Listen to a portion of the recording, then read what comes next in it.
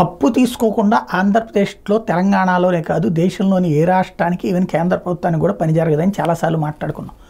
అయితే ఎదుటి వాళ్ళ అప్పులకి సంబంధించి పుంకాను కథనాలు రాసుకొచ్చేటటువంటి పత్రికలు ఇప్పుడు రాష్ట్రంలో అటో ఇటో అన్నటువంటి రూట్లో ఉన్నాయి కాబట్టి వాస్తవాలు రాసుకురావు.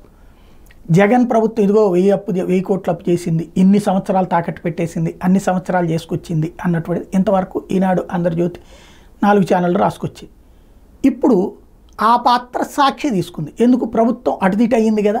ఇప్పుడు సాక్షి రాసుకొచ్చింది ఏంటయ్యా అంటే తొలి అప్పు చంద్రబాబు గారు బోని అని రాష్ట్ర ప్రభుత్వం మంగళవారం 2000 కోట్లు అప్పు చేసింది. 1000 కోట్లను 11 ఏళ్ల కాల వ్యవధితో 7.34% వడ్డీకి, మరో 1000 కోట్లను 20 ఏళ్ల కాల వ్యవధితో 7.31% వడ్డీకి అప్పు చేసింది. రాష్ట్ర ప్రభుత్వ సెక్యూరిటీలకు ఆర్బీఐ వేలం నిర్వహించడం ద్వారా 2000 కోట్ల అప్పుని సమీకరించింది. ఇది జరిగేటట్టు. ఇది ఎవ్వరూ ఆపేది లేదు. కాకపోతే కొన్ని రోజులు పోయిన తర్వాత గతంలో అంతంత తీసుకుందాం అనుకుంటే అంతంత తీసుకునేవాళ్ళు ఇప్పుడు కొంచెం తక్కువ తీసుకున్నారని చెప్పే ప్రయత్నం చేస్తారని చూడాలి.